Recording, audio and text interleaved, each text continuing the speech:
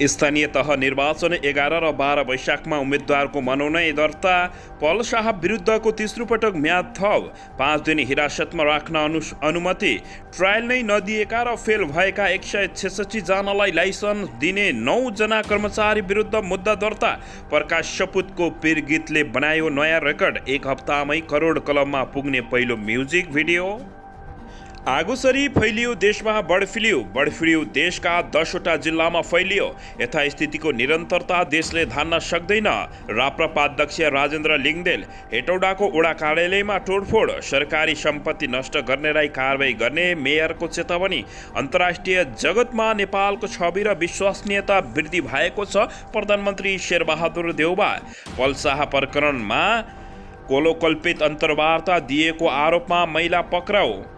पूर्वी नवलपरासीमा एकै दिन 334 मोटरसाइकल नियन्त्रणमा। चुनाव उपयोग बारे विप्लव नेतृत्वको नेकपा विवादमा। विप्लव भने पक्षमा, ओली र वास्तोला विपक्षमा। अहिले पनि हामी एक्लै चुनाव लडेर 45% भन्दा बढी जित्छौँ। एमाले नेता विष्णु रिमाल। उम्मेदवारी दिनु अघि पदाधिकारीले राजीनामा दिनुपर्ने प्रावधानमा सत्ता गठबन्धन एकातिर, एमाले अर्कोतिर। कक्षा 12 को परीक्षा तय। जेठ 16 गतेदेखि सुरु हुने।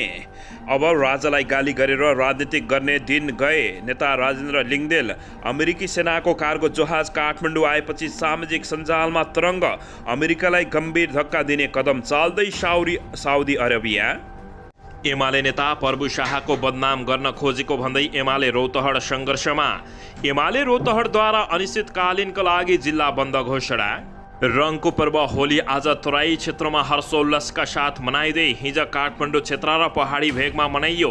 संवैधानिक आयोगमा केपी शर्मा ओली सरकारले गरेका नियुक्ति विरुद्धको मुद्दाको सुनवाई हुँदै भेरी नदीमा बेपत्ता 3 जना बालिकाको शव फेला। होलीकै दिन मकवानपुरबाट आयो निकै दुःखद खबर। मकवानपुरमा बस दुर्घटना, 2 जनाको मृत्यु, 9 जना गम्भीर घाइते।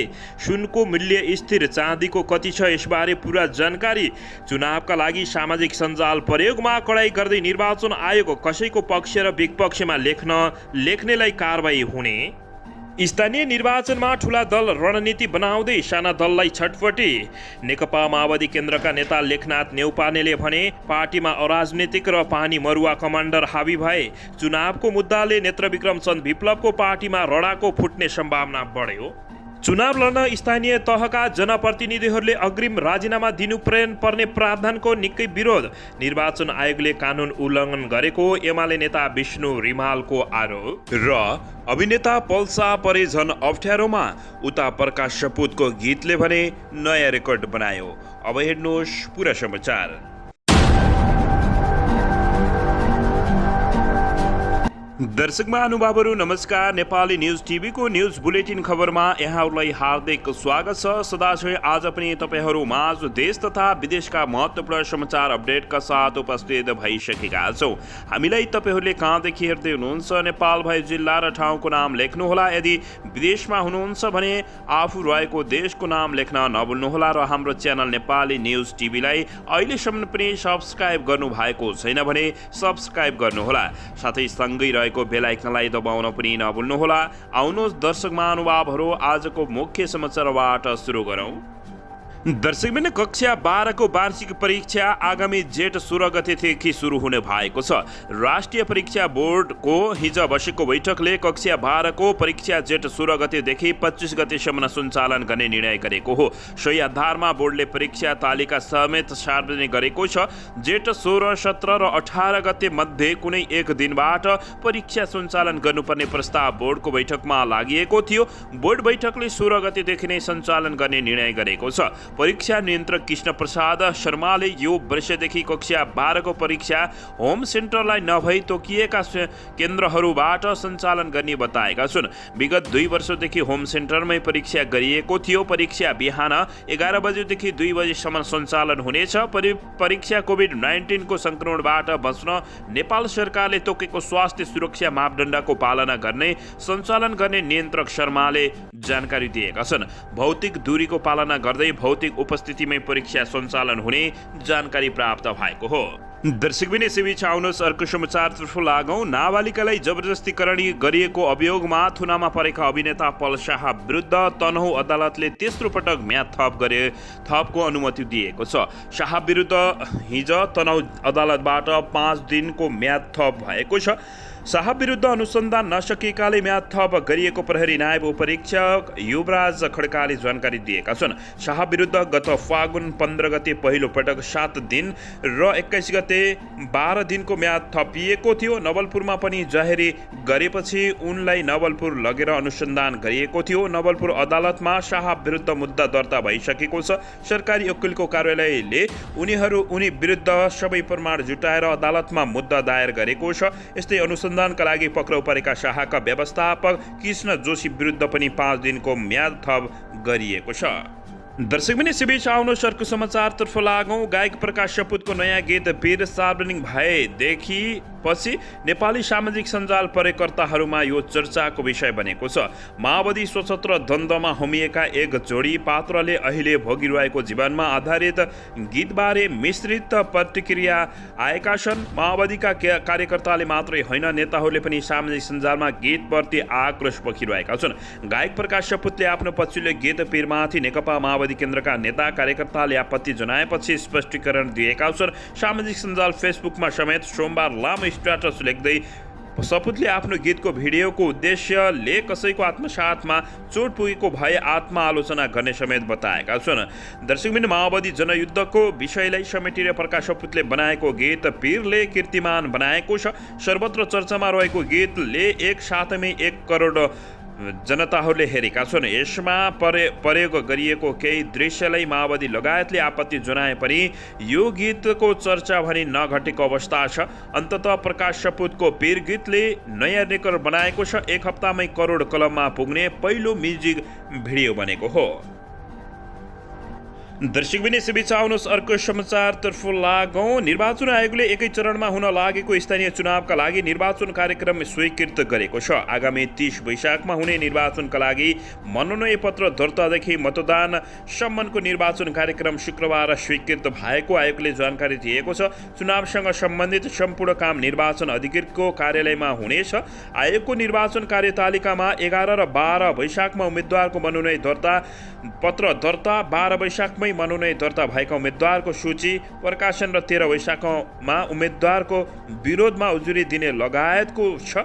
बिहान 10 बजेदेखि साँझ 5 बजेसम्म उम्मेद्वारको मनोनयन दर्ताको समय छ। यसैगरी 14 र 15 वैशाखमा मनोनयन पत्र जाँच गर्ने तथा उजुरी उपर जाँचबुझ गरी निर्णय गर्ने, 15 वैशाखमा मनोनयन भएका उम्मेद्वारको नामावली प्रकाशन गर्ने कार्यक्रम स्वीकृत भएको आयोगका प्रवक्ता शालिग्राम शर्माले जानकारी दिएका छन्। दर्शकबिन यसैबीच आउनुहोस् अर्को समाचारतर्फ लागौँ। आसन्न निर्वाचनलाई उपयोग गर्ने विषयमा नेत्रविक्रम चन्द विप्लव नेतृत्वको नेपाल कम्युनिस्ट पार्टीमा विवाद देखिएको छ। कपिलवस्तुको शिवगढीमा सुरु भएको पार्टीको 12औं पूर्ण बैठकमा महासचिव नेत्रविक्रम चन्द विप्लवले चुनाव उपयोगको विषयमा प्रस्ताव गरेका छन्, तर केही नेताहरू भने चुनावको विपक्षमा उभिएका छन्। राजनीतिक प्रतिवेदनमा औपचारिक रूपमा शनिबारदेखि छलफल सुरु हुनेछ। प्रतिवेदनमा स्थानीय तह निर्वाचनमा सहभागिता एमसीसीको विरोध लगायत समितिको एक नेताले बताएका छन्। चुनावबारे सचिवालय एकमत नभएका कारण केन्द्रीय कमिटीबाट निर्देशन गर्ने तयारी गरेको रहेको पनि ती नेताको भनाइरहेको छ। चुनावको पक्षमा महासचिव नेत्रविक्रम चन्द विप्लव, नेताहरू खड्गबहादुर विश्वकर्मा प्रकाण्ड लगायत छन्, तर हेमन्त प्रकाश ओली, धर्मेन्द्र बास्तोला लगायतका नेताहरू चुनावको विपक्षमा उभिएका हुन्। दर्शकबिन यसैबीच आउनुहोस् अर्को समाचारतर्फ लागौँ। अमेरिकी एयरफोर्सको एउटा कार्गो जहाज शुक्रबार काठमाडौँमा आएर फर्किएको छ। त्रिभुवन अन्तर्राष्ट्रिय विमानस्थलमा जहाज आए लगत्तै सामाजिक सञ्जाल तरङ्गिएको छ भने विभिन्न मान्छेले फोटा र भिडियो राखेर अमेरिकी जहाज किन आएको भन्दै चासो व्यक्त गरेका छन्। विमानस्थल स्रोतका अनुसार शुक्रबार काठमाडौँ आएको कार्गो जहाजले अमेरिकी दूतावास र कूटनीतिक निकायका सामग्री ल्याएर आएको छ। हिजो आएको जहाजले सधैँ झैँ कूटनीतिक निकाय र दूतावासका सामग्री लिएर आएको भएको हो विमानस्थल स्थित स्रोतले जानकारी दिएको छ। यो पहिलो पटक भने आएको होइन, यसअघि पनि कूटनीतिक नियोगका सामग्री लिएर आउने गरेको छ। विमानस्थलका अनुसार शुक्रबार बिहान 9:15 बजे काठमाडौँ आएको जहाज पाउने 12 बजे फर्किएको हो। अमेरिकी दूतावास र कूटनीतिक निकायका सामग्री लिएर शुक्रबार बिहान आएको जहाज फर्किसकेको छ, स्रोतले बताएको छ। दर्शकबिन यसको बारेमा तपाईँहरूले के भन्न चाहनुहुन्छ अवश्य पनि प्रतिक्रिया दिन नभुल्नुहोला। दर्शकबिन यसैबीच आउनुहोस् अर्को समाचारतर्फ लागौँ। अनागरिक रूपमा सवारी साधनको लाइसेन्स दिने 9 जना कर्मचारी विरुद्ध विशेष अदालतमा मुद्दा दायर भएको छ। यातायात व्यवस्था कार्यालय पोखराका तत्कालीन प्रमुख शाखा अधिकृत गोकुल प्रसाद शर्मा पौडेल सहित 9 जना कर्मचारी विरुद्ध अख्तियार दुरुपयोग अनुसन्धान आयोगले शुक्रबार विशेषमा मुद्दा दायर गरेको हो। अनुसन्धानका क्रममा ट्रायल नदिएका र ट्रायल फेल भएका 166 जनालाई पास गराई सवारी साधनको लाइसेन्स दिएको पाइएपछि मुद्दा दायर गरिएको अख्तियारको भनाइरहेको छ। मुद्दा दायर गरिएकामा अन्यायमा शाखा अधिकृत हरिप्रसाद गौतम, विस्तृत 8औंका भरतराज काफ्रे र भरतमणि बराल लगायतका अन्य रहेका छन्। दर्शकबिन नेकपा एमाले रौतहटले आफ्ना नेतालाई बदनाम गर्न प्रशासन प्रयोग गरिएको भन्दै अनिश्चितकालीनका लागि जिल्ला बन्द गर्ने घोषणा गरेको छ। गठबन्धन सरकारले एमाले पार्टी पङ्क्ति र नेता प्रभु शाहलाई बदनाम गर्न स्थानीय प्रशासनको दुरुपयोग गरेको भन्दै जिल्ला बन्द गर्ने घोषणा एमाले गरेको छ। शुक्रबार जिल्ला अध्यक्ष त्रिभुवन शाह अमरले प्रेस विज्ञप्ति जारी गरी स्थानीय प्रशासनको षड्यन्त्रको छानबिन गरी कारबाही गर्न गृह मन्त्रालय मार्फत माथिल्लो निकायको ध्यान आकर्षण गराएको छ। गाडी दुर्घटनाको विषयमा अनावश्यक रूपमा एमाले स्थायी कमिटी सदस्य प्रभु शाहको नाम जोडेर जिल्लाका सिडिओ र एसपी लगायत प्रशासनले बदनाम गरिरहेको अध्यक्ष शाहको भनाइरहेको छ। गाडी दुर्घटना हुँदा गाडीमा सवार चालक समातिदा समेत उनलाई दोष मान्ने र छानबिन अनि न्याय दिलाउनुको सट्टा प्रशासनले प्रभु शाहको नाम जोडेर अनर्गल प्रचार गरेको अध्यक्ष शाहले विज्ञप्तिमा उल्लेख गरेका छन्। दर्शकबिन केही दिन अगाडि नेकपा एमालेबाट निर्वाचित उपमेयर र वडा अध्यक्षले अपशब्द बोल्दा सिडिओले माफी मागेको, अनावश्यक रूपमा शाहका स्वकीय सचिव विजय यादवलाई फसाउन खोजेको डीएसपीले माफी माग्नु परेको घटना जीवितै रहँदा गठबन्धनको इसारामा सिङ्गो एमाले पङ्क्तिमाथि आक्रमण सुरु गरेकोले रौतहट बन्द सहित सङ्घर्षको कार्यक्रम अगाडि बढ्ने अध्यक्ष शाहले चेतावनी दिइसकेका छन्।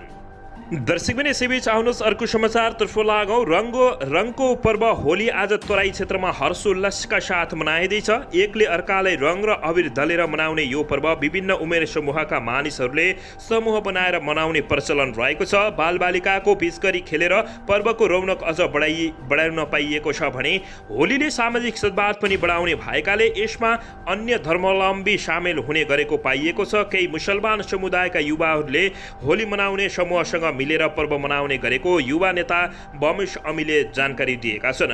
दर्शकबिन अन्ततः रङको पर्व होली आज तराई क्षेत्रमा हर्षोल्लासका साथ मनाइँदैछ।